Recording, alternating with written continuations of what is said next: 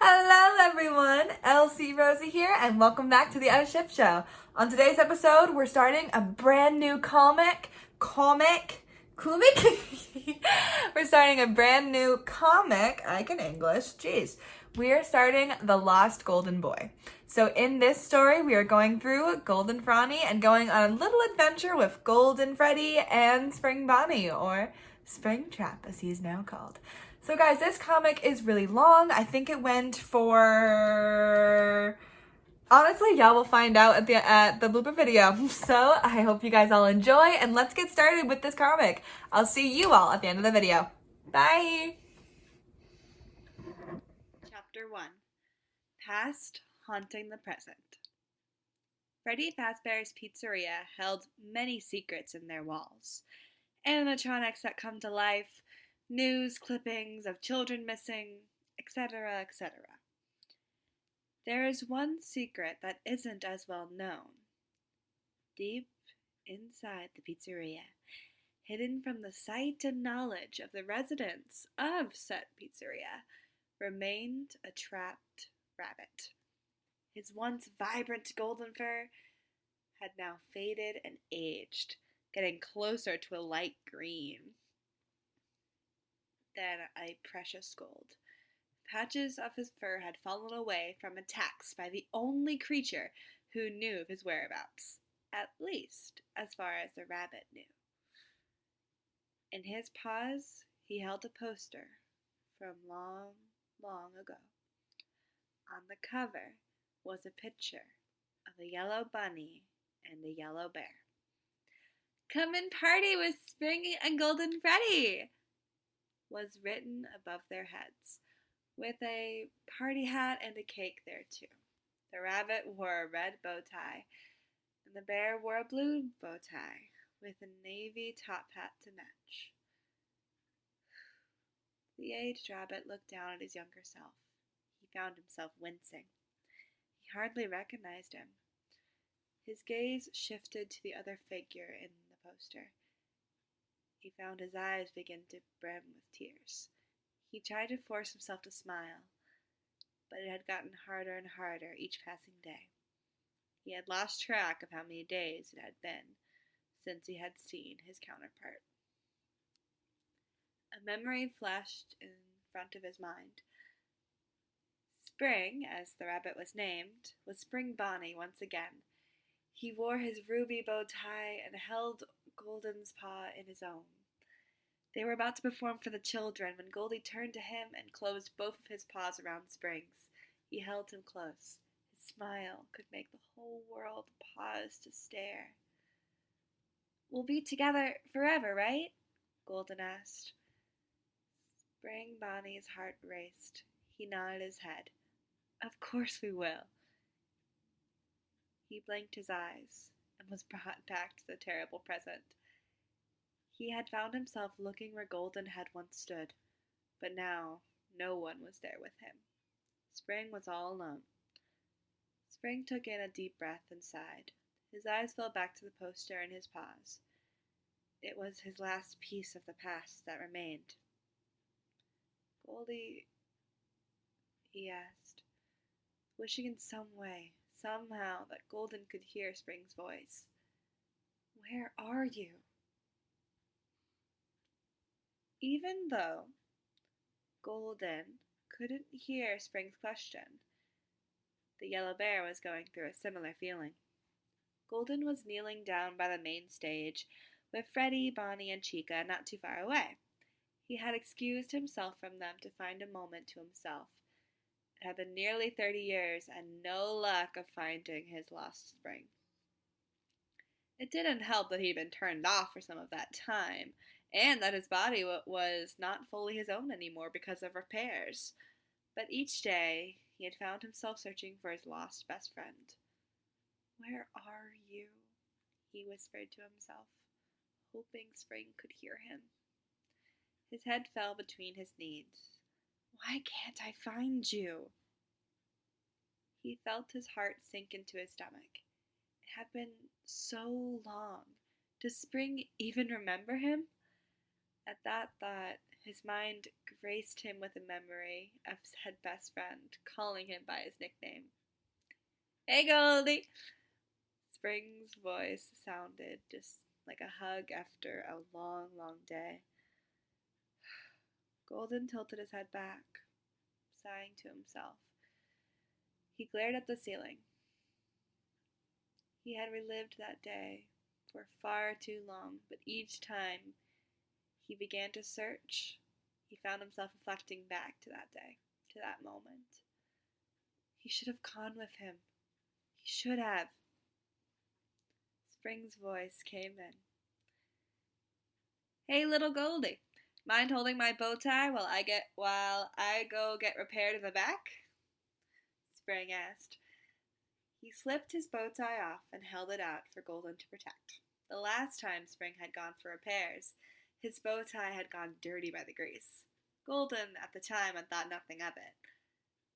They had just completed a show, and the day was about to end, so he was getting ready for a recharge.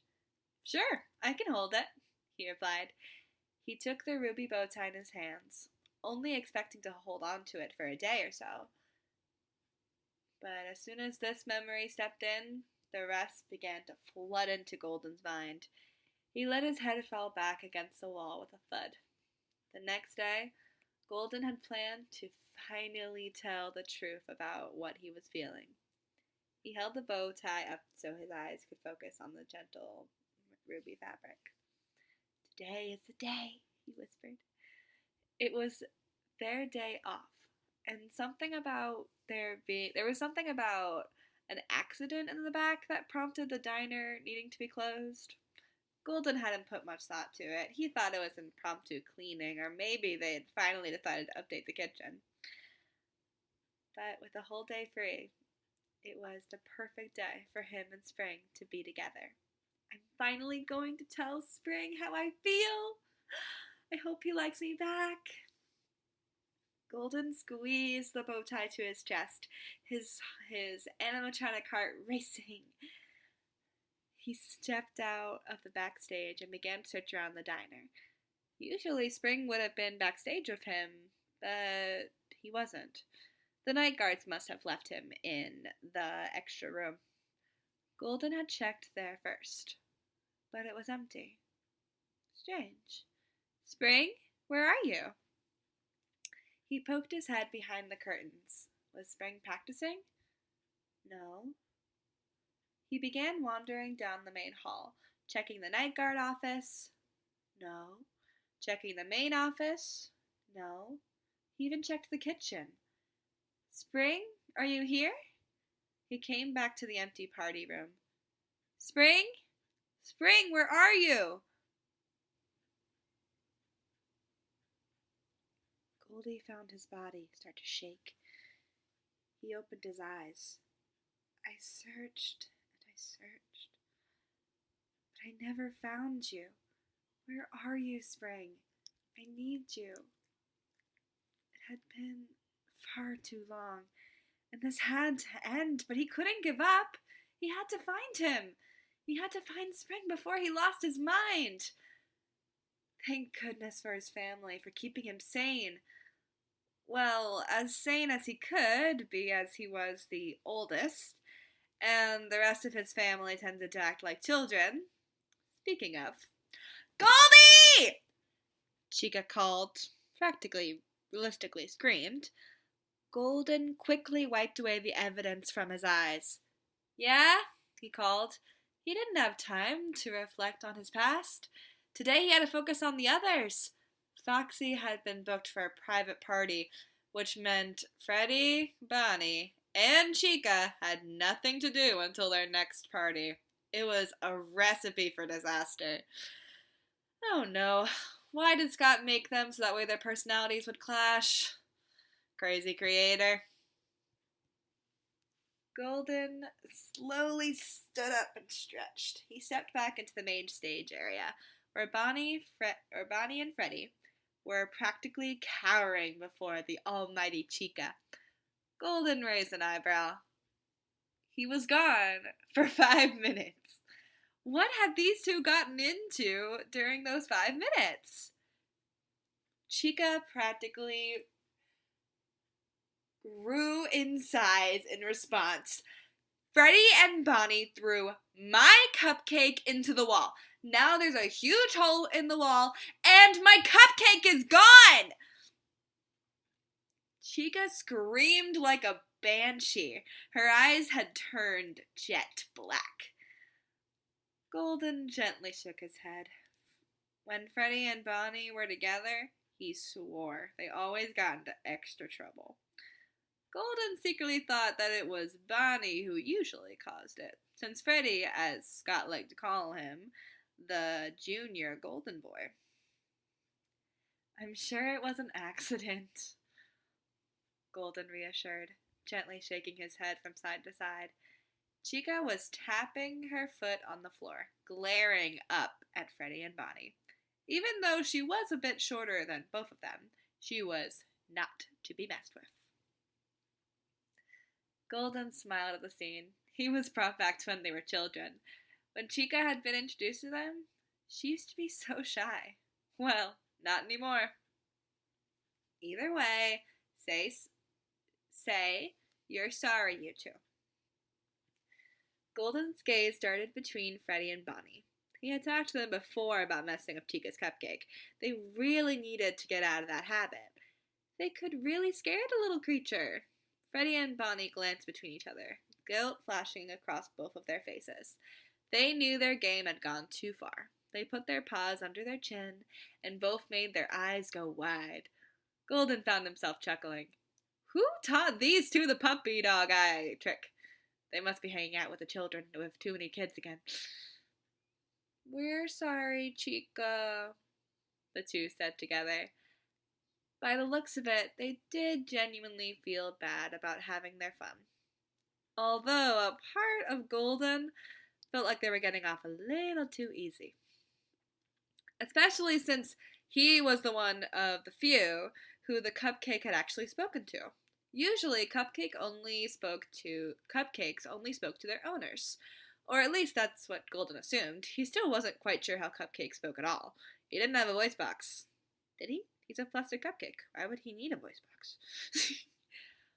While Golden was lost in thought over the speaking ability of a plastic cupcake, Freddie and Bonnie were both pouting before Chica. Chica's gaze softened back to her normal violet hue. She wrapped her wings around the bear and bunny and pulled them into her chest. She tucked her head under their chins. She nuzzled from side to side, snuggling close. Oh, I can't stay mad at you two, she hummed. Freddie sighed, feeling instant relief. Making Chica angry always made his body shake with anxiety. Bonnie was chuckling. Haha, he wins.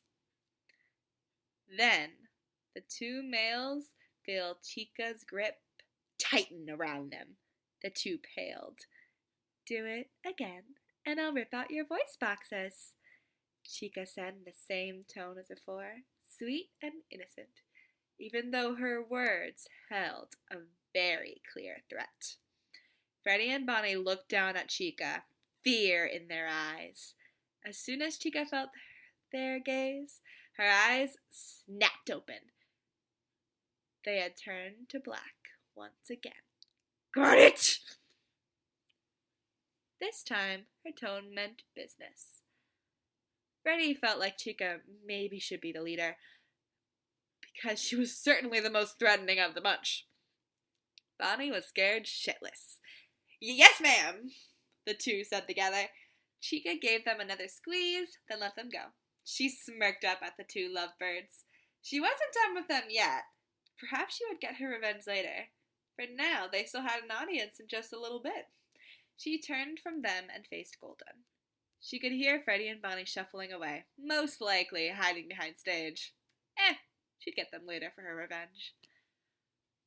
Golden tilted his head up at her. Then he tilted his head down to his side, coming back to reality, since at this very moment he did not need to wonder if cupcakes had voice boxes. He needed to wonder where the cupcake was. All right, now, where did they throw your cupcake? He asked. He glanced around. He didn't see a hole in the wall in the main stage, in the main area at least. Geez, Freddie and Bonnie must have been getting stronger. Chica glanced to the door to their left. By the stage, she replied, referring to which one by her gaze. In total, the pizzeria actually has 3 stages, but they really only used 2. The third was more for extra space when it was needed. It was usually the playroom for the animatronics at night. Golden nodded, glancing to the door Chica had referenced. Okay, I'll go get your cupcake, Golden promised. A new quest for today. Hopefully this missing creature wouldn't take as long as it was to find Spring. Thanks, Goldie, Chica cheered. Skipping back to the stage so she, Freddie, and Bonnie could get ready for their set. At that sound, Golden smiled and waved Chica off. Hey guys, I hope you all enjoyed that section of the comic. I gotta admit, I kind of teared up a little bit reading through this section. Does that make me sound like a nerd? Yes, but honestly, I don't really mind because Golden is still my favorite, so seeing him in pain just really hurts my soul, and I'm like, my boy, no! Well, hey, if you guys want to learn more about the Lost Golden Boy, then I hope you guys all keep watching and stay tuned for the next episode of this comic. I will see you all next time on the O Ship Show. Bye!